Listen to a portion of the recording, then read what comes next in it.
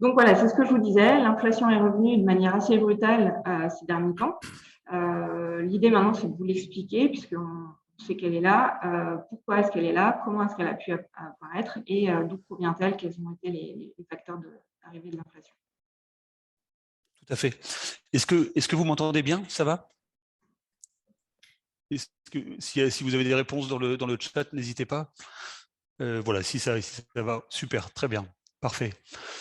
Mais oui, effectivement, hein, comme tu le disais très bien, Dorothée, on est en train de vivre une période historique, au niveau économique au moins, d'ailleurs, probablement pas seulement, où effectivement l'inflation, qui était une problématique qui n'existait plus ou qui était disparaissante, si vous voulez, de façon permanente depuis 40 ans, depuis le début des années 80, comme tu l'as très bien dit, est en train de réapparaître et de façon très forte et assez brutale pour tout dire, ou en tout cas pour les gens qui n'ont pas vu venir, effectivement, c'est une surprise. Ça c'est vraiment l'événement majeur en fait. Hein. Finalement, c'est probablement l'événement le plus important au niveau économique. Et d'où elle vient? Alors aujourd'hui, c'est vrai qu'il y a beaucoup de discours qui incriminent en partie à raison les sanctions économiques qui sont prises contre la Russie, hein, qui ont effectivement des effets inflationnistes. On va en parler. Mais si vous regardez effectivement de façon un peu plus large ce qui se passe, en fait, en réalité, ces problématiques étaient déjà là avant l'opération militaire russe en Ukraine. Ça fait déjà, en fait, ça se prépare effectivement depuis à peu près 2 ans au moins. Le retour de l'inflation, on pouvait le voir venir depuis comme tu le disais très bien tout à l'heure, depuis le début des opérations du Covid. En fait, ce qui est assez particulier dans cette inflation, dans ce retour de l'inflation, c'est qu'effectivement, il est le résultat d'un certain nombre de décisions politiques. C'est pas tellement l'économie elle-même qui d'elle-même génère cette inflation, c'est plus des décisions politiques, alors de plusieurs ordres, hein, on va en parler, mais c'est plus des décisions, un faisceau en fait de décisions politiques qui en fait ont amené des situations une situation où effectivement l'inflation réapparaît très très très brutalement. Et donc en fait pour aller à l'essentiel sur les principales causes, hein, de cette... Vous savez, l'inflation, ce qu'on appelle l'inflation, hein, c'est la hausse généralisée des prix. D'accord? C'est-à-dire, c'est le moment où tous les prix augmentent, ou presque tous les prix augmentent. Hein. Et ça, c'est en train d'arriver effectivement, non seulement en Europe, mais aussi aux États-Unis. C'est en train d'arriver à peu près partout dans le monde, pas au même niveau, hein, mais ça arrive partout dans le monde de façon synchrone, en même temps. Voilà. Pourquoi? Donc pourquoi? Pourquoi en fait, il y a plusieurs raisons. D'ordinaire, l'inflation, vous savez, les prix, c'est le résultat d'un marché. Vous avez des acheteurs qui souhaitent acheter des produits qui sont offerts par une offre. Vous voyez, une demande qui veut acheter des produits qui sont offerts par une offre. Voilà. Et en fait, il y a traditionnellement, on vous explique dans les livres d'économie, c'était il y a longtemps, il y a 2 causes possibles de l'inflation. Soit vous avez ce qu'on appelle un choc de demande, c'est-à-dire que vous avez une demande qui, pour une raison ou pour une autre, est très solvabilisée, peut consommer beaucoup plus qu'avant. D'accord? Et donc, elle peut consommer beaucoup plus, et donc il n'y a pas assez d'offres. Les entreprises ne sont pas capables de délivrer assez de produits, si vous voulez, pour la demande qui souhaite acheter ces produits. Et donc, qu'est-ce qui se passe? Naturellement, les prix augmentent. Hein, pour équilibrer les marchés. Hein, c'est la loi logique des marchés. Donc c'est ce qu'on appelle un choc de demande, quand la demande est très solvabilisée. L'autre scénario qui crée de l'inflation, c'est ce qu'on appelle des chocs d'offres. C'est-à-dire, vous avez une demande qui souhaite acheter un produit X et une offre qui est capable d'en produire tant, et pour des raisons X ou Y, par exemple, vous avez l'offre qui n'est plus capable de produire assez de produits, vous voyez, pour satisfaire la demande. Et donc, dans ce cas-là aussi, vous voyez, si vous avez moins de pommes à acheter, vous voyez, eh bien, les demandeurs, comme ils les veulent absolument, sont prêts à payer plus cher et les prix vont augmenter pour ajuster le marché. Hein. D'accord? Donc, on a en général soit un choc d'offres, soit un choc de demande. Il se trouve qu'en ce moment, on a les deux en même temps.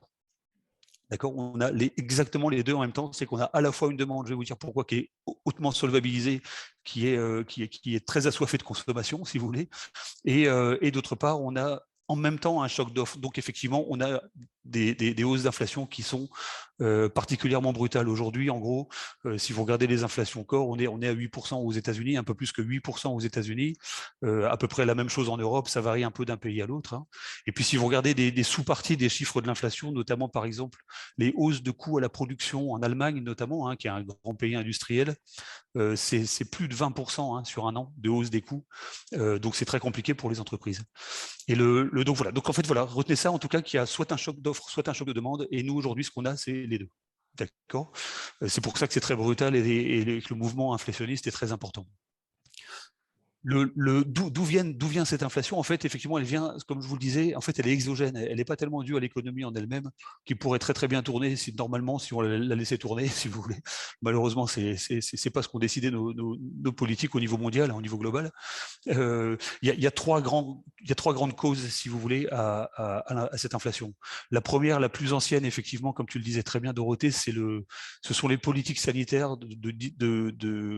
les politiques budgétaires plutôt mises en place suite aux politiques sanitaires à partir de 2020. À partir de 2020, vous vous souvenez, on a eu le Covid qui a entraîné la mise en place de politiques sanitaires qui ont entraîné des décisions historiques, où des pays entiers ont fermé et où les États ont payé tout le monde, en tout cas ceux qui avaient fermé, à travailler à ne rien faire. Donc tout ça, ça s'ajoute à la dette des pays. Et si vous voulez, il y a eu des masses d'argent. Il y a eu la même chose aux États-Unis, partout dans le monde, presque partout dans le monde. Et il y a eu des masses d'argent distribuées qui sont phénoménales. Mais phénoménal. L'argent distribué directement dans la poche du consommateur américain depuis 2 ans, c'est plus de 10% du PIB des États-Unis. C'est juste absolument énorme. D'accord? Ça s'est accompagné d'une création monétaire qui était déjà très excessive avant le Covid. Alors pendant le Covid, c'était complètement fou la création monétaire. Et pour vous dire, en 2 ans, la masse monétaire en dollars aux États-Unis a augmenté de près de 40% en 2 ans. Donc c'est phénoménal, on n'a jamais vu ça. Voilà. Donc tout cet argent distribué, si vous voulez, est venu dans les poches des acteurs économiques et qui, souvent, en raison des confinements ou de ce genre de blocage, ne pouvaient pas tellement consommer, ne pouvaient pas tellement utiliser cet argent. Et donc voilà, la consommation restait à peu près maîtrisée, si vous voulez, mais il y avait toutes ces réserves d'argent. Voilà. Et là, maintenant, effectivement, depuis que les pays rouvrent, et en réalité, nous, l'inflation, on la voit déjà depuis février l'année dernière, mais depuis que les pays rouvrent progressivement, que l'activité économique a l'air de reprendre, même si c'est très inégal, eh bien, on voit effectivement la consommation qui repart, les gens qui consomment et qui se remettent à consommer. Et effectivement, c'est une consommation très importante et ça crée de l'inflation. L'inflation sur les matières premières, on la voit déjà l'année dernière, on la voit déjà depuis 2020 en réalité, si on regarde bien. Mais c'est vrai que là, maintenant, elle est très accélérée. Mais elle était déjà là avant, en fait. D'accord ? Donc, première cause, c'est effectivement, c'est ça le choc de demande, c'est-à-dire en fait le fait que les consommateurs, les agents économiques, en gros, ont bénéficié de l'argent distribué sans compter par les États dans le monde entier. Et aujourd'hui, ils se mettent à le dépenser et donc forcément, ça fait un choc de demande. Ça crée à soi tout seul, ça devrait créer de l'inflation à soi tout seul. D'accord ? Donc ça, c'est la première chose. Deuxième chose, effectivement, c'est qu'il y a eu les politiques sanitaires pendant ces 2 années, et ça continue, ça va continuer, même si là, on a un petit répit depuis quelques semaines, mais des politiques de confinement, si vous voulez, de différents pays. Des fois, c'est tel pays qui ferme tout, d'autres pays, etc. Et ces politiques de confinement ont créé d'énormes ruptures dans les chaînes d'approvisionnement. Vous voyez ? Et ces ruptures de la chaîne d'approvisionnement fait qu'on a beaucoup de mal à se livrer. Je pense que vous le voyez tous aujourd'hui, mais il suffit d'aller dans un magasin, vous voyez, n'importe où, même ici, en tant que consommateur, on voit très vite, en tout cas très souvent, que les magasins vivent un peu sur leur stock aujourd'hui très souvent et ont du mal à commander de nouveaux produits parce que jusqu'à il y a une vingtaine de jours, la Chine avait confiné totalement Shanghai et Pékin, les deux plus grosses villes chinoises, avec les ports qui sont affiliés à ça. Donc vous avez le fret qui est complètement bloqué, comme la Chine livre à peu près tout ce qu'il y a dans le monde et que tout était bloqué là-bas. Forcément, si vous voulez, on n'arrive plus à trouver de produits. Et donc là, vous avez, donc suite du fait de ces blocages, vous avez ce qu'on appelle un choc d'offres, c'est-à-dire que en fait, il n'y a plus assez de produits. En fait, il y a moins de produits qu'avant, alors qu'il y a une demande qui est plus solvable. D'accord ? Donc là, vous avez déjà première explication du choc d'offres et du choc de demande. D'accord ?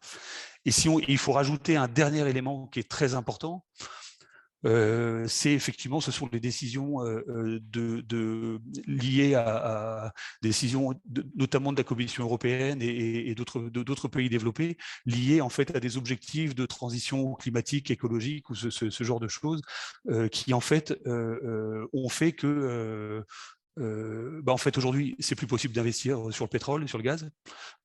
C'est très difficile d'ouvrir des puits de pétrole aujourd'hui où il faut investir 4 fois plus qu'auparavant, donc c'est pas rentable et donc les sociétés ne le feront pas. En plus, il y a plein de pressions politiques pour empêcher qu'on fasse ça, pour passer à du vert, à des énergies vertes, à des éoliennes, à de l'énergie solaire, etc. Voilà. Et donc, on était déjà avant l'opération en Ukraine, on est en sous-investissement massif depuis 4 ans. sur tout ce qui est énergie classique, énergie fossile, qui fonctionnent bien. Oui, voilà. Et là, par exemple, on a eu un hiver qui s'est éternisé dans certaines zones du monde. Là, cet hiver, le dernier hiver, il n'y a pas eu assez de vent, et donc on s'aperçoit qu'on n'arrive pas du tout à produire ce qu'il faut avec les éoliennes, et on ne peut plus avoir non plus de pétrole, puisqu'il y en a de moins en moins. Donc je parle de tout ça déjà bien avant la crise ukrainienne. Hein. La crise ukrainienne aggrave ça, évidemment. Mais en fait, déjà avant, on avait ce problème-là, on avait ce problème de... il y avait une raréfaction du pétrole, on en a de moins en moins, ces sociétés n'arrivent plus à se financer, les banques refusent de financer des transactions sur le pétrole, etc., parce qu'on veut changer effectivement de façon assez brutale, on verra si c'est utile, mais on veut passer à de l'économie verte, on veut plus de nucléaire, plus de pétrole, voilà. Et effectivement, il y a des sous-investissements dans ces énergies classiques et qui en fait font qu'aujourd'hui font que les prix augmentent. Et en fait, les besoins, par contre, sont vraiment là. Et aujourd'hui, les énergies alternatives ne sont pas du tout capables de remplacer durablement les anciennes énergies. Et donc ça a expliqué effectivement déjà une hausse du pétrole, une hausse de toutes les énergies d'ailleurs, déjà depuis 1 an et demi, 2 ans, si vous voulez. Hein. Alors, c'était pas aussi brutal qu'aujourd'hui, mais c'était déjà complètement en route. Hein. Et vous avez aussi la même chose sur les matières premières agricoles, parce que le pétrole monte, les matières, en fait tout monte hein, aujourd'hui, hein, mais même les matières premières agricoles. Alors aujourd'hui, on vous explique que c'est l'opération russe. C'est vrai que ça a aggravé les sanctions prises par l'OTAN ont aggravé les choses, mais si vous regardez aujourd'hui, ça fait déjà plus de quelques années que des producteurs de maïs, par exemple, dans le monde entier, s'ils doivent vendre leur maïs sur un marché pour nourrir des êtres humains ou des animaux, vous savez, pour l'élevage, hein, on utilise beaucoup le maïs pour ça, ils ont des standards, des exigences pour cultiver leur maïs qui sont plus élevés que s'ils vendent leur maïs pour faire de l'éthanol, vous savez, la nouvelle essence qui doit remplacer l'essence, c'est plus élevé. Donc eux, ils ont des coûts de production plus élevés parce qu'ils ont des standards de qualité plus importants sur le maïs, par exemple. Et donc vous avez, depuis plusieurs années déjà, la plupart des producteurs de maïs et de différentes matières premières agricoles qui, au lieu de les donner pour l'alimentation, préfèrent en fait produire à moins cher et ils les vendent pour faire de l'éthanol notamment et de l'énergie verte. Et donc tout ça, ça fait qu'en fait, à la fin, il n'y a plus de matières premières, il n'y a plus de production agricole pour l'alimentation. Et vous avez effectivement, comme il n'y en a plus beaucoup et qu'il y a toujours autant de demandes, vous avez les prix qui montent pareil, et vous avez une hausse des prix absolument majeure qui est en train de devenir terrible. Hein, il y a des famines qui sont en train d'arriver vraiment dans plein de pays pauvres aujourd'hui. Hein. Il y a des émeutes en Équateur, vraiment, c'est terrible. Et là, vous avez une hausse faramineuse, effectivement, des produits, les prix des produits matières premières. céréaliers, voilà, c'est ça. Alors de toutes les matières premières, vous voyez, de tout. Tu peux peut-être montrer la slide juste après qui l'illustre. Tout à fait, voilà. Donc là, vous avez en fait un schéma relativement récent. Alors, c'est sur les grandes catégories, hein, mais ça vous donne une idée de ce qui se passe. Alors, ça a l'air assez plat. C'est l'inflation, en fait, sur les différentes grandes catégories de matières premières. Hein. Alors, regardez bien l'échelle parce que ça a l'air assez plat, mais en fait, c'est assez vertigineux.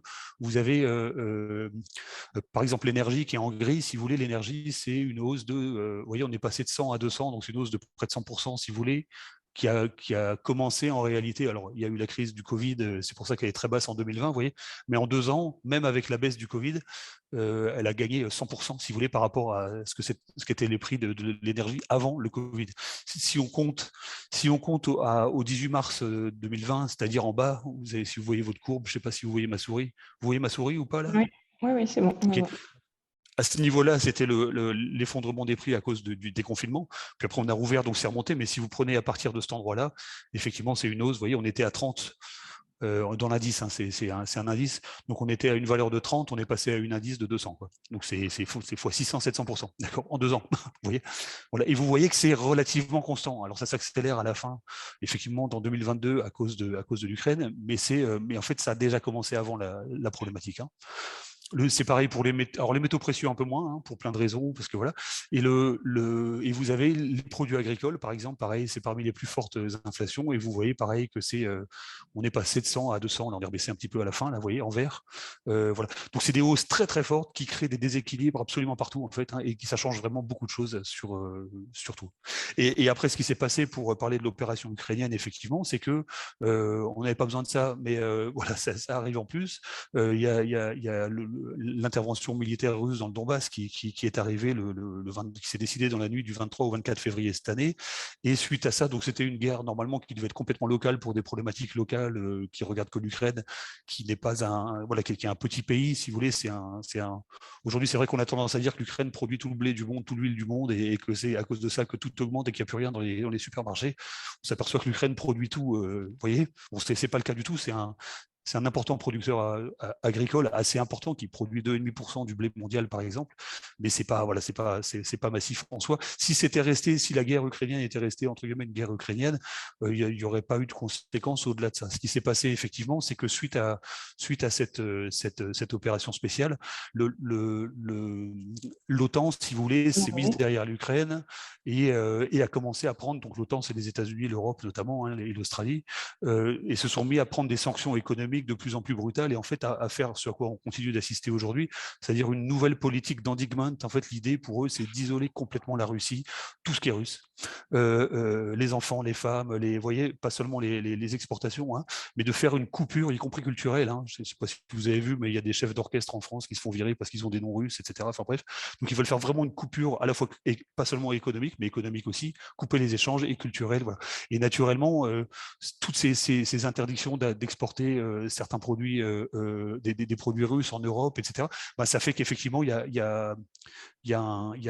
ça accroît en fait l'inflation, si vous voulez. Hein. Ça accroît l'inflation sur le pétrole, ça accroît l'inflation sur tous ces sujets. Ça marche?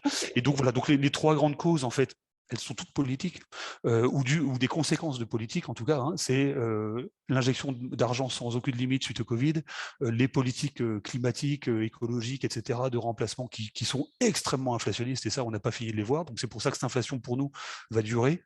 Même si la guerre ukrainienne s'arrête, l'inflation, elle, va vraiment... C'est structurel tant qu'on reste dans ces politiques-là. Hein. Et effectivement, naturellement, les sanctions européennes contre la Russie ont aggravé en fait et accéléré tous ces phénomènes-là. Donc c'est pour ça qu'aujourd'hui on se les prend un peu dans la figure, mais c'était déjà en fait en cours depuis 2 ans. Et je voulais juste vous dire une chose d'importante à savoir. Après on quitte le terrain un peu géopolitique, mais c'est qu'effectivement il faut savoir, parce qu'on n'en parle pas beaucoup chez nous, mais les sanctions contre la Russie, si vous voulez, sont suivies par les pays de l'OTAN, hein, mais seulement par les pays de l'OTAN. Il faut vraiment le savoir pour comprendre ce qui se passe aujourd'hui. En fait, les pays qui suivent les sanctions contre la Russie sont le Canada, les États-Unis, l'Europe et l'Australie et le Japon. Vous voyez, voilà. Mais tout le reste, c'est-à-dire toute l'Asie, toute l'Afrique, toute l'Amérique du Sud, ne suivent absolument pas les sanctions contre la Russie, ne sont pas du tout d'accord avec l'interprétation qu'on fait chez nous de la guerre, et vous savez, ça c'est très compliqué. Et en fait, aujourd'hui, ce qui se passe, ce qu'il faut savoir, c'est que vous avez donc toute l'Asie, toute l'Afrique, toute l'Amérique du Sud, c'est-à-dire plus des 2/3 de la population mondiale quand même, hein, c'est pas rien, qui en fait refuse de sanctionner la Russie et est en train de créer un bloc des BRICS, vous voyez, ce qu'on appelait les BRICS avant, c'était les pays émergents, Brésil, Russie, Inde, Chine, qui avaient leur propre sommet. Là, il vient de s'en terminer un nouveau de sommet des BRICS, où vous avez quantité de ces pays-là qui sont en train d'adhérer à ces pays-là. Et en fait, ces pays-là échangent tout à fait normalement avec la Russie, qui ne bloque absolument pas les échanges. Ils achètent le pétrole beaucoup moins cher que nous. Il y a des accords, l'Inde achète du pétrole pas cher du tout et fait des accords de long terme en ce moment à la Russie, la Chine aussi, l'Afrique aussi, l'Algérie, le Maroc, hein, y compris. Hein, vous voyez, ils achètent le pétrole au bon prix et l'Europe, par exemple, l'Europe qui se prive du pétrole russe, en fait, a beaucoup de mal à trouver d'autres sources d'approvisionnement, puisque tous ces pays-là refusent d'approvisionner l'Europe. Hein, en plus, hein, l'Algérie, vous savez, l'Algérie avait un pipeline vers l'Europe qui était utilisé qu'à 50%.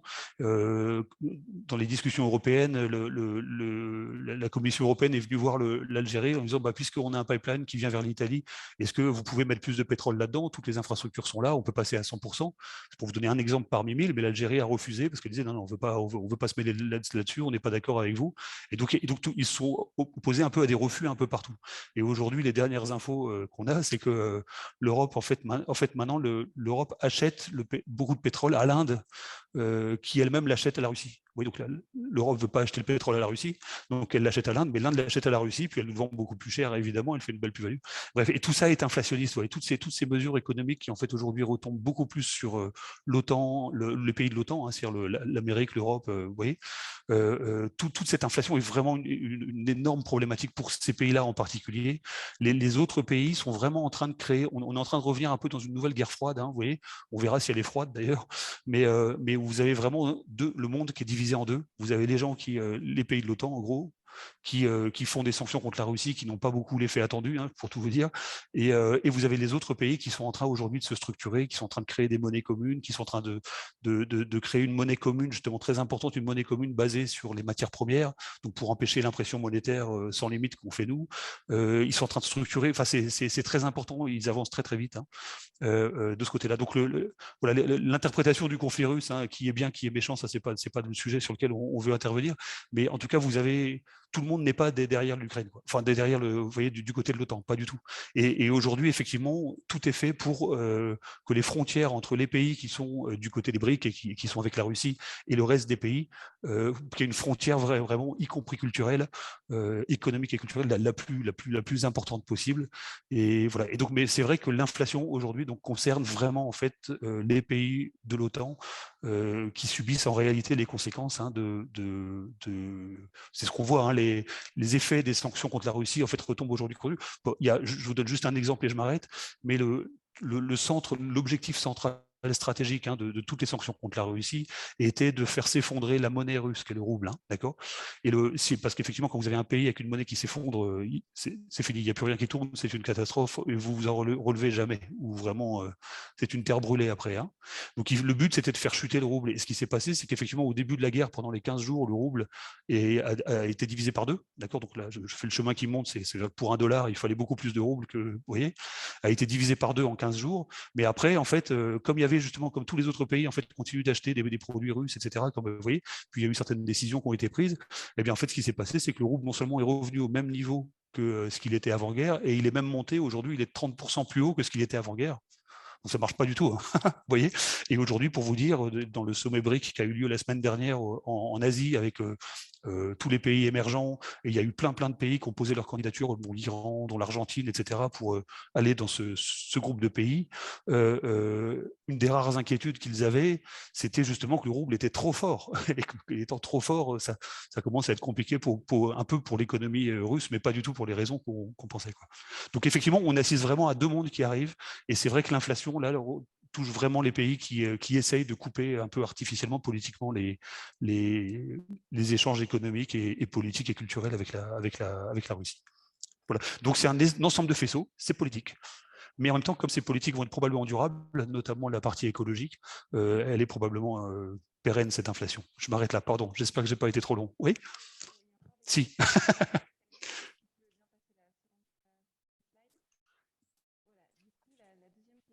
On t'entend pas, Dorothée. Donc, la seconde question, c'était par rapport aux États européens qui lèvent énormément d'argent depuis 2012, donc en vue de soutenir l'économie et qui créent massivement de la monnaie. L'arrivée de l'inflation change-t-elle la donne ? Exactement, exactement. En fait, alors ça, on est dans les conséquences en fait, hein, de ce retour de l'inflation. Effectivement, depuis la crise de Lehman Brothers et puis même avant, si vous voulez, vous aviez des taux qui baissaient sans cesse, et vous aviez et comme les taux baissaient, il n'y avait pas d'inflation, hein, donc là, ça accompagne l'inflation, les taux, hein, donc ça baissait aussi, et comme l'inflation n'était pas là, on pouvait créer de la monnaie comme on voulait. Vous voyez, la seule limite à la création monétaire, c'est l'inflation. Vous pouvez créer autant de monnaie que vous voulez, vous voyez, dans un pays. Le seul problème, c'est que si vous créez trop de monnaie dans un pays, sachant qu'il n'y a pas plus de richesse, hein, à un moment donné, cette monnaie, comme il y a trop de monnaie et pas plus de richesse, les prix vont augmenter et vous créez de l'inflation. Ça, c'est le phénomène normal. C'est ce qu'on connaissait en économie. C'est Milton Friedman. Voilà. Et effectivement, ça fait depuis 20 ans à peu près, enfin, vous voyez, depuis une quinzaine d'années au moins, qu'on s'aperçoit que, et depuis les Lehman Brothers en particulier, 2008, hein, que les banques centrales du monde entier ont injecté des sommes absolument astronomiques. Alors, par rapport à ce qu'on injecte aujourd'hui, on trouve ça ridicule aujourd'hui, hein, mais à l'époque, c'était déjà complètement dingue, hein, ce qu'a injecté la Fed pour sauver les banques, etc. Ce qu'a injecté la Banque centrale européenne, c'était absolument monstrueux, suite à la crise de 2008. Hein, et on voyait qu'ils injectaient de l'argent, mais l'inflation ne revenait pas, donc c'était super, c'était la fête, on pouvait continuer à injecter de l'argent. Et on est arrivé jusqu'à un moment où les taux d'intérêt étaient négatifs, tellement l'argent valait plus rien. Et comme il n'y avait pas d'inflation, c'était pas un problème, on pouvait continuer à créer de la monnaie. Les banques centrales ont continué à créer de la monnaie, ce qui a permis aux États de s'endetter, de distribuer de l'argent à tout va, de s'endetter à tout va, de s'endetter sans problème. Voilà. Et là, effectivement, il semblerait que ça soit la fin de la fête. C'est-à-dire qu'à partir du moment où vous avez de l'inflation, parce qu'elle est bien revenue là, à partir du moment où vous avez de l'inflation, vous ne pouvez plus continuer à injecter de l'argent, parce que si vous créez encore de l'argent alors qu'il y a déjà de l'inflation, ben, l'inflation va encore accélérer. Et une inflation, c'est un poison très dangereux pour une économie, si elle n'est pas contrôlée, hein, comme tu disais. Un peu d'inflation, c'est très bien, beaucoup d'inflation, c'est absolument catastrophique. Et donc effectivement, aujourd'hui, on s'aperçoit que les banques centrales sont obligées de remonter leur taux d'intérêt déjà, parce qu'elles ont pris un retard énorme sur l'inflation. Hein. Regardez si vous regardez normalement les rendements de vos livrets ou des comptes sans risque doivent normalement suivre à peu près le niveau de l'inflation, comme les taux directeurs des banques centrales. Aujourd'hui, les taux de la Banque centrale européenne sont depuis pas longtemps à 0,50%, l'inflation est à 8. Donc il faut que ça rejoigne. Vous voyez, il faut que, donc, et si les taux remontent, vous allez avoir les taux de crédit qui vont augmenter. Donc l'immobilier, ça va être très compliqué parce que les crédits vont devenir beaucoup plus chers. Est-ce que les prix vont pouvoir se maintenir? Pareil sur les obligations. Les obligations, c'est un marché absolument gigantesque. Aujourd'hui, vous achetez des obligations bien inférieures à l'inflation, ce qui est tout à fait anormal. Donc les taux vont remonter. Si vous voulez, tous ces taux vont remonter. Les taux vont remonter, ça c'est très récessif pour l'économie, c'est pas bon. Et en plus de ça, effectivement, la Banque centrale ne pourra plus continuer à créer de la monnaie. Donc elle a annoncé d'ailleurs qu'à partir du mois de juillet, en zone euro, timidement, parce qu'elle a un peu peur des conséquences, mais qu'ils arrêtaient d'augmenter la masse monétaire à partir du mois de juillet. Et donc ça veut dire qu'il n'y aura plus d'argent gratuit pour les États non plus. Vous voyez, donc vous avez en ce moment avec les taux qui montent, les taux d'emprunt des États, même les États qui augmentent. Hein, l'État français, il y a 4 mois, empruntait à 10 ans à moins 0,30% de taux d'intérêt, avec des taux négatifs encore, c'était il n'y a pas si longtemps. Hein. Et donc à moins 0,30, quand vous empruntez, vous vous enrichissez. Hein. Il faut en prendre autant que vous voulez. Et ça a été ce qui a été fait pendant quelques années avant. Mais là, aujourd'hui, on est passé de moins 0,30% de taux d'intérêt pour l'État français à 2,40% de taux d'intérêt de l'État français. C'est une hausse de plus de 2400%. Hein. Ça reste des taux qui ne sont pas très élevés, mais ils vont continuer à monter puisque l'inflation est à 8%. Mais par contre, ce n'est plus du tout la même chanson pour le budget de l'État. Et donc, effectivement, l'État va avoir du mal aujourd'hui à soutenir, s'il y a une crise qui se produit, un ralentissement économique ou une crise géopolitique, les États européens notamment vont avoir beaucoup, beaucoup de mal à emprunter. Et donc, effectivement, la venue de l'inflation fait qu'on va devoir sortir en fait de cette financiarisation sans fin de l'économie dans laquelle on était depuis 20 ans. Ok, merci. Avec plaisir, oui. Passer peut-être à la prochaine question. Donc voilà, tu avais écrit dans un article du magazine Forbes en mars 2020, donc au plus fort de la baisse de la crise, la baisse des marchés suite à la crise du Covid, que nous entrons dans un monde de dégonflement de bulles. Donc est-ce que tu peux peut-être refaire un petit point sur ce qu'est une bulle, sur quelle classe d'actifs tu considères qu'il y a une bulle, et à quoi nous assistons aujourd'hui, puisqu'avec tous les événements que tu as décrits précédemment, est-ce qu'on est toujours dans cette situation? Tout à fait. En fait, c'est complètement confirmé. Hein, aujourd'hui, on est vraiment en train de rentrer positivement dans ce. Enfin, là, on le voit vraiment. C'est plus de l'anticipation dans un monde de dégonflement de bulles, effectivement. En fait, ce qu'il faut bien voir, c'est que vous savez, pendant 40 ans, les taux n'ont pas arrêté de baisser. Quand les taux d'intérêt baissent, en fait, il y a toute une série d'actifs dont les prix montent pendant que les taux baissent, parce qu'ils sont liés au taux d'intérêt. D'accord ?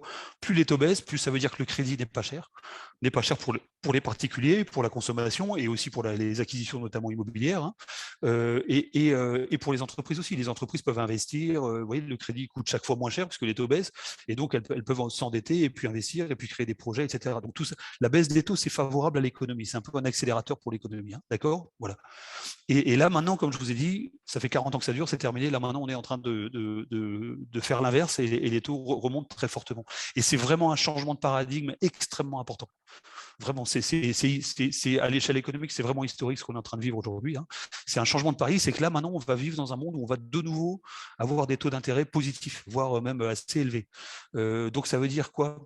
Ça veut dire que tous les actifs, en fait, qui ont bénéficié de cette hausse des taux, si vous voulez, pendant 20 ans, et même un peu plus que ça, hein, en fait, ce sont précisément ces actifs-là qui vont maintenant payer le retour du prix de l'argent. Vous voyez, ces actifs-là vont être pénalisés tant que l'inflation se maintient. Et pour nous, ça devrait durer, en tout cas, tant que durent ces facteurs politiques. Et donc, tant que l'inflation se maintient, en fait, tous les actifs qui ont monté grâce à la baisse des taux, d'accord, vont avoir une forte pression à la baisse. Et à l'inverse, tous les placements qui ont au contraire chuté pendant cette baisse des taux sont en train de se réapprécier. Et ce qu'on voit aujourd'hui sur les marchés financiers au niveau mondial, ça secoue très très fort en ce moment, justement à cause de voilà, c'est ce qu'on appelle une énorme rotation de portefeuille. C'est justement petit à petit, les investisseurs sont en train de comprendre et sont en train de changer de pied. Et au lieu de se mettre sur les actifs qui ont fortement monté avant, si vous voulez, ils sont en train de les vendre pour aller sur les autres actifs qui vont être les grands gagnants de la décennie à venir, en fait. Et tu penses que les actifs concernés, puisqu'on a tous vu que l'immobilier en faisait largement partie, mais si on parle d'actifs financiers, est-ce que les actions sont concernées, les obliges, les métaux, tous les actifs, d'après toi, sont concernés par ce système de bulles? Alors non, pas tous du tout. En fait, les actifs qui sont concernés par cette bulle liée à des taux d'intérêt bas, puis même négatifs depuis 2015 en zone euro, ce qui est une situation totalement anormale, c'est certains actifs. Puis il y en a d'autres qui ont été pénalisés. En gros, si vous voulez, effectivement, l'immobilier, c'est un vrai sujet. Les hausses de taux d'intérêt, ça renchérit vraiment le coût du crédit. Et vous savez, même sans aller à des taux à 18%, je ne vous parle pas de ça, si les taux de crédit repassent à 3-4%, on en est déjà presque pas loin, je crois. Enfin, ça dépend ça augmente très très vite là en ce moment, parce qu'ils sont en train d'essayer de courir après l'inflation. L'inflation est à 8%. Donc, vous prêteriez de l'argent à 15 ans, à 20 ans, à 25 ans, à 4% à quelqu'un aujourd'hui? Moi pas. Vous voyez, rationnellement, ça ne fonctionne pas. Voilà. Et donc, les taux sont en train de monter, mais c'est vrai que quand vous faites un placement à 1% de taux d'intérêt sur une durée longue et vous le simulez à 4% de taux d'intérêt, vous allez voir que le coût du crédit, c'est phénoménal. C'est absolument phénoménal sur des durées un peu longues. C'est 30-40% du coût total de l'opération qui s'ajoute. Donc, c'est très important. Et donc, ça veut dire qu'effectivement, comme il y a cet argent maintenant qu'il faut donner à la banque, parce que maintenant, l'argent a un coût, parce que les taux d'intérêt reviennent, l'inflation est là, l'argent a un coût, a un prix, ça veut dire que les prix de l'immobilier vont devoir s'ajuster. Donc effectivement, l'immobilier va être vraiment, alors globalement je parle, je ne dis pas tout, voilà, mais globalement vraiment, il va y avoir vraiment des pressions fortement baissières sur l'immobilier.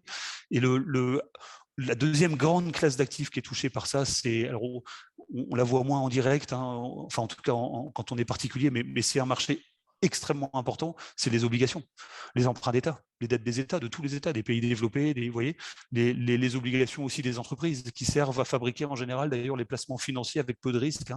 Les fonds en euros d'assurance vie, par exemple, là c'est le calme plat, tout va bien, ça ne rapporte plus rien, les taux sont très faibles, les taux de rendement sont très faibles, mais au moins c'est plat, on ne se fait pas peur, c'est bien. Mais en fait, il faut savoir qu'à l'intérieur de tous ces placements sans risque, en fait, ces fonds d'investissement achètent à l'intérieur de ces placements des emprunts d'État de pays développés qui sont réputés sécurisés.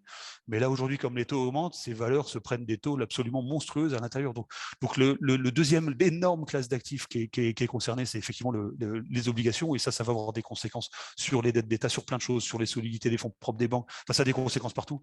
Ça, c'est majeur. Et on va dire l'autre classe d'actifs la plus visible, qui est vraiment en train de se dégonfler, les taux qui montent, ça veut dire que les obligations sont déjà en train de se dégonfler. L'immobilier, ça va être plus long, parce que ça se fait pas en 15 jours, c'est vrai. Mais l'autre classe d'actifs là qu'on voit très très brutalement en train de se dégonfler, c'est toutes les valeurs technologiques. C'est notamment l'indice qu'on appelle l'indice américain, qui est le Nasdaq, qui est un énorme indice, qui représente en fait toutes les valeurs tech, digitales, informatiques, etc. américaines, qui sont des sociétés en fait qui sont structurellement très endettées, parce qu'elles marchent à l'endettement, elles ont des très forts taux de croissance et elles sont très endettées et elles sont très chères et à cause justement des taux bas. Et là, comme les taux remontent, ça veut dire que, au niveau de leur business model, en fait, le coût de leur emprunt va exploser. Et comme elles sont très chères, très valorisées, ça va peut-être faire en sorte qu'elles deviennent déficitaires. Vous voyez, on va plus être capable de dégager des résultats sur ces boîtes qui étaient les Rolls pendant 20 ans. C'était le Nasdaq qu'il fallait investir. Et là, on est vraiment à un moment donné où le coût de leur financement va devenir cher, donc leur résultat va être amputé de ça. Et d'autre part, effectivement, les valorisations sur les actions tech, notamment, sont très peu chères à cause des taux à zéro. Je vous passe le détail des mécaniques. Et là, comme les taux remontent, le Nasdaq s'effondre. On regardait, si vous voulez, le Nasdaq aujourd'hui, qui est un énorme indice américain, perd plus de 30% depuis le début de l'année. C'est plus de 30% de baisse, c'est énorme, c'est absolument énorme. Et sachant que dans ces 30%, il y a quelques grosses valeurs qui arrivent, qui se maintiennent un peu, notamment Apple, qui se tient. Mais si vous regardez le détail des valeurs du Nasdaq et sur le marché du Nasdaq, vous avez la plupart des sociétés qui sont à moins 60, moins 70% depuis le début de l'année. Donc c'est un effondrement complet sur ces valeurs-là. L'immobilier, ça va être plus long, il va y avoir des pressions à la baisse parce qu'effectivement, les banques vont avoir du mal à faire des prêts et puis ça sera plus cher. Et puis il y a l'obligataire. Et l'obligataire, ça va être un changement phénoménal phénoménal pour le monde financier, parce que c'est le plus gros marché au monde, de très très loin. Et c'est là-dessus que les États, les grandes entreprises se financent, et la donne va vraiment changer sur ces données-là. Okay. Donc effectivement, je pense qu'on a assisté à un moment de baisse de taux qui a permis à des bulles de se constituer sur des classes d'actifs patrimoniales, notamment immobilier, obligations et puis les techs. Et en ce moment, elles sont en train de... Et là, on rentre dans un monde où c'est probablement l'inverse qui va se passer. Il va y avoir un réajustement. Alors jusqu'où, on ne sait pas, mais il va y avoir un réajustement sur ces classes d'actifs. Et donc juste pour terminer, à l'inverse, il y a plein de sociétés qui ont été complètement ignorées pendant 20 ans, notamment toutes les sociétés industrielles. Les bonnes vieilles sociétés industrielles, vous savez, ce qu'on appelle l'ancienne économie, plus personne n'en veut depuis un temps fou, parce que c'est pas sexy. Tout le monde achetait des techs, c'est beaucoup plus sympa. On n'achetait pas des valeurs du Dow Jones américain parce que c'est lourd. Ouais, et donc ces sociétés-là aujourd'hui sont pas chères du tout, dégagent des rendements qui sont très importants. Souvent c'est du 10-15% de dividendes sur des très très bonnes sociétés, parce que leur prix, en fait, elles sont complètement délaissées. Et ben ces valeurs-là, justement, comme elles ont un rendement important, elles vont être capables de résister beaucoup mieux à une hausse des taux d'intérêt. Et donc aujourd'hui, effectivement, il y a beaucoup d'investisseurs, dont nous, on est en train, nous, de petit à petit, de reconstruire des positions acheteuses sur ces valeurs-là qui ont effectivement souffert pendant 15 ans et qui vont probablement être les gagnantes de la décennie à venir. Donc on est vraiment une rotation globale, et c'est pour ça qu'effectivement en ce moment sur les marchés financiers ça secoue énormément, mais c'est vraiment un changement global de cadre économique et financier qu'on connaît avec ce retour de l'inflation.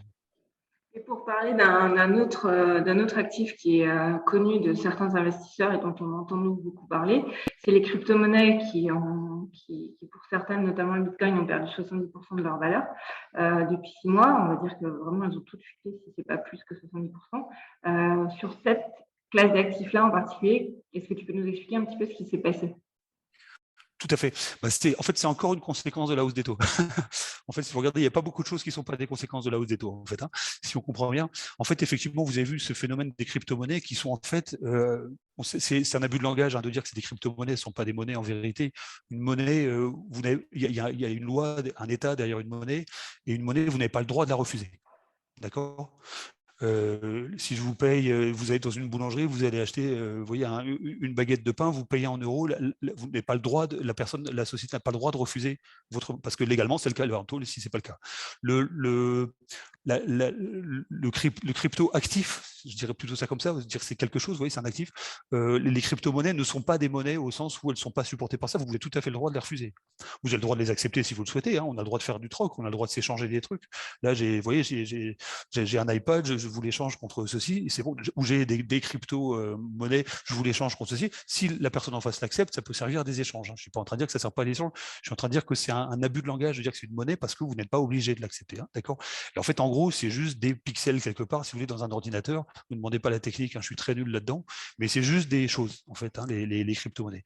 Et pourquoi tout le monde s'est jeté sur les crypto-monnaies ? Pourquoi il y a eu ces dernières années cet essor absolument phénoménal des crypto-monnaies ? Le Bitcoin représentait il y a 6 mois plus de 2,5% de la masse monétaire mondiale. Pour vous dire, c'était absolument énorme. Donc la valeur évidemment a explosé. Voilà. Et vous avez plein d'autres crypto-monnaies qui sont apparues, qui explosaient aussi. Mais pourquoi elles explosaient ? Elles explosaient justement parce que les taux d'intérêt étaient très très bas et que dans plein de pays, on était à des taux d'intérêt négatifs, notamment la zone euro. Vous voyez, comme on était à des taux d'intérêt négatifs, vous ne l'avez pas forcément vu dans les banques parce qu'ils n'ont pas été impactés sur les comptes, mais la réalité des marchés, c'est qu'il n'y a plus de placement monétaire qui vous reste à zéro. C'est plus possible. Vous achetez aujourd'hui de la dette d'État, enfin avant, plus maintenant, mais à l'époque, vous achetez de la dette d'État, vous achetiez de la dette d'État à l'époque, en fait, vous aviez un rendement négatif. C'était du moins 0,30, moins 0,40, moins 0,50 par an. Vous voyez, vous baissiez tout le temps. Et quand on baisse tout le temps, on se dit, autant aller voir un actif qui ne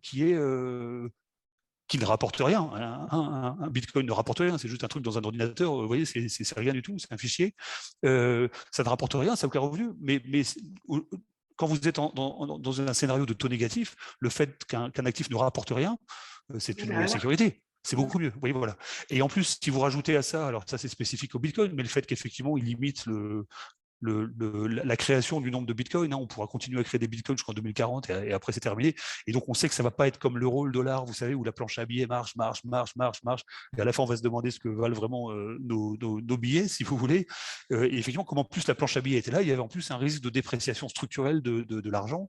Et donc le fait d'aller sur des actifs qui ne rapportent rien, qui sont à zéro, comme les crypto-monnaies, mais qui ne perdent pas forcément cet argent-là, en tout cas structurellement, ben c'est intéressant. Et donc tout le monde s'est jeté sur ces actifs-là, et puis il y a eu en plus voilà, toute une propagande médiatique, etc. Et donc ces actifs ont connu une hausse absolument phénoménale, jusqu'au jour où, en octobre de l'année dernière, à peu près, c'était là que ça a commencé, jusqu'au jour où on commence à découvrir que les taux remontent et que l'inflation arrive. Et si les taux remontent, ça veut dire quoi? Ça veut dire que ben, vos comptes à terme bancaires, ils vont vous rapporter un petit peu quelque chose. Vous voyez, bientôt, vous aurez le livret A à 1,5, 2%, vous voyez. Et 2%, c'est beaucoup plus que zéro. Vous voyez, si vous êtes aux États-Unis, ce sera plus fort que ça encore. Vous voyez. Et donc là, comme les taux montent, effectivement, et ben cette bulle, c'en est une de plus, comme les autres, hein, cette bulle qui s'est créée sur toutes les crypto-monnaies, en fait, s'effondre de manière extrêmement brutale. Voilà. Et donc, il y a le Bitcoin qui est très important, qui perd 70%, il y a le Luna qui perd 95%, et puis on assiste maintenant à plein de choses. Maintenant, on voit des vols de Bitcoin, comme c'est dans des ordinateurs. Il y a eu des hackers qui ont réussi à voler, et c'est à coût de milliards, hein, de milliards de dollars de valeur qui se volent. On s'aperçoit que c'est pas plus sécurisé qu'un ordinateur, quoi. Donc, enfin bref. Mais effectivement, le Bitcoin, alors c'était une bulle très récente et assez brutale qui s'est créée, mais c'est aussi une bulle qui s'est créée à cause des taux bas et qui est en train d'exploser du fait que l'inflation revient et que les taux remontent, effectivement. Donc maintenant, vous avez d'autres possibilités pour placer de votre argent, vous allez avoir une vraie rémunération pour votre argent, et donc ça ne sert à rien d'acheter des bitcoins qui rapportent zéro. Et donc, boum. Donc effectivement, c'est un exemple du dégonflement de bulles. D'accord. OK. Et du coup, en résumé, si on devait se dire quelle est vous 15, la vision que vous auriez de l'année 2022-2023 par rapport à tous ces événements, l'inflation, les conflits géopolitiques, la hausse des taux, comment vous appréhendez les choses? Tout à fait. En fait, ce que je vous disais, effectivement, hein, c'est qu'on vit ce grand bouleversement avec le retour des taux d'intérêt. Et ça va prendre du temps avant que tout s'ajuste. Et effectivement, les marchés sont extrêmement secoués. C'est très compliqué. Ça va dans tous les sens. Il y a des bref. Et tout baisse. Tout est à la baisse. Hein. Quand les taux montent, tout est à la baisse. Non seulement les actions, donc les actifs à risque, mais aussi les obligations qui sont supposées des actifs défensifs. Hein. Aujourd'hui, vous avez des fonds d'investissement prudents gérés en obligations d'État de pays très solides, etc., qui sont à moins 15% depuis le début de l'année. Donc c'est pour vous dire, c'est une situation particulière où même les options sécuritaires sont voilà. Et puis c'est très violent, très volatile parce que c'est un changement de mood, comme disent les Anglais, d'état d'esprit ou de température de l'eau. La température de l'eau monte, comme disent les Canadiens. On est dans l'eau chaude, vous voyez, comme ils disent. Là, maintenant, l'eau devient chaude avec les taux qui remontent. Avant, elle était tout le temps froide. Hein. Maintenant, voilà. Donc on est dans des marchés très heurtés. On est dans ça. Et ce qui se passe, effectivement, c'est que les marchés anticipent, si les marchés sont très rapides, en fait, hein, à intégrer les éléments. Et donc, aujourd'hui, on voit donc il y a des baisses de tous les actifs, comme je vous ai dit, hein, très, très fortes, moins 30, plus de moins 30 sur le Nasdaq. Et encore, ça c'est voilà, si vous regardez le détail des valeurs, il y a plein de valeurs à moins 50, moins 70% depuis le début de l'année. Hein, donc c'est des corrections absolument phénoménales. On voit beaucoup de choses qui sont en train petit à petit de corriger également. Hein, et donc il y a des baisses très très fortes et très rapides sur énormément de classes d'actifs. Et nous on regarde ça évidemment avec une certaine gourmandise, puisqu'évidemment quand il y a des moments comme ça de chute très très forte, alors on est secoué, hein, on n'est pas indemne complètement hein, de cette baisse-là évidemment. Voilà, mais on la limite très très fortement et on baisse beaucoup moins que les marchés, ça c'est sûr. Et en fait, ça nous crée en fait une réserve de valeur. Vous voyez, le fait que les marchés baissent plus que nous et nous on est prêt à réinvestir à racheter le Nasdaq, si vous voulez, quand il sera valorisé là où il faudra et quand les investisseurs commenceront à revenir, vous voyez, sur ces actifs-là. Et voilà. Donc en fait, si vous voulez, la baisse très brutale va peut-être continuer à se poursuivre. Hein, ça, on n'est pas prophète, on regarde ça tous les jours, vraiment tous les jours et même la nuit, pour les marchés asiatiques hein, qui ouvrent la nuit. Mais on regarde ça tous les jours et effectivement, comme tout le temps, comme à chaque fois, depuis la nuit des temps, quand les marchés chutent fortement, ça crée des opportunités. Et en bas, il n'y a plus personne qui veut en acheter, plus personne, tout le monde veut se débarrasser de tout. Et c'est là qu'il faut effectivement être discipliné et puis réinvestir. Et nous, effectivement, comme on a une gestion flexible, en fait, hein, on a la possibilité d'être exposé au risque ou de ne pas être exposé au risque. On peut se couvrir en jouant la baisse de certains marchés ou la hausse d'autres, comme on veut. Hein. On est très réactif sur ces marchés-là. Hein. On peut prendre des positions en 24 heures, 12 sur d'autres gestions. On pense que ça, c'est fondamental, en fait. Hein. Aujourd'hui, quand vous avez une gestion patrimoniale de votre épargne, aujourd'hui, il n'y a plus d'actifs sans risque. Hein. Même les actifs sans risque sont en chute libre aujourd'hui à cause de la hausse des taux. Nous, on pense que la vraie sécurité, effectivement, c'est la réactivité. C'est de pouvoir réallouer tout son patrimoine en 24 heures. Et si partout partout dans le monde, en investissant partout dans le monde, hein, sur toutes les classes d'actifs, actions, obligations, devises, or, etc. Et de réallouer ce patrimoine tout le temps en 24 heures, parce qu'effectivement, les événements sont tellement brutaux, tellement rapides. Si demain... oui, je ne sais pas si vous avez vu, mais cette nuit, Erdogan a levé son obstruction à l'entrée de la Finlande et de la Suède dans l'OTAN. Il y a un problème aussi avec le Kaliningrad, qui est une province russe à côté de la Lituanie, là, potentiellement ça peut dégénérer et on peut entrer vraiment dans une troisième guerre mondiale. Là, ça commence à piquer là-dessus. Vous voyez, c'est une troisième guerre mondiale, c'est au sens où il y a plein de pays, en gros tous les pays de l'OTAN. Qui seraient engagés contre la Russie et à la fin les BRICS, hein, parce qu'il y a plein de pays, la Chine, l'Inde, qui ont dit qu'ils soutiendraient la Russie. Hein. Donc on est peut-être voilà. Donc ça peut être des événements, si vous voulez, qui peuvent changer brutalement les choses. Vous voyez, ça peut arriver très vite. Et et nous, effectivement, nous, on regarde au jour le jour ce qui se passe et on peut désinvestir très rapidement. Mais globalement, en fait, ce qu'on sait, c'est que les marchés chutent très fortement. Il y a un moment donné, ces baisses de marché vont être complètement excessives par rapport aux valorisations des boîtes qui continue à distribuer plutôt des bons résultats. Hein. On va avoir la saison des résultats de juillet-août là, bientôt qui va commencer, mais les derniers résultats des entreprises ne sont pas mauvais. Hein. Donc si ça se trouve, on verra si c'est confirmé, hein, avec la saison des résultats de juillet-août, mais si ça se trouve, ces baisses de marché sont déjà un petit peu excessives. Et voilà. Donc en tout cas, ces très très fortes baisses de marché, on les regarde nous avec attention et on va commencer à racheter, à racheter pas du Bitcoin, hein, mais tout le reste nous intéresse beaucoup effectivement. Hein. Voilà, mais globalement, effectivement, il y a de la volatilité. Nous, on pense qu'il faut accepter de la volatilité. De toute façon, il n'y a pas vraiment d'autre solution.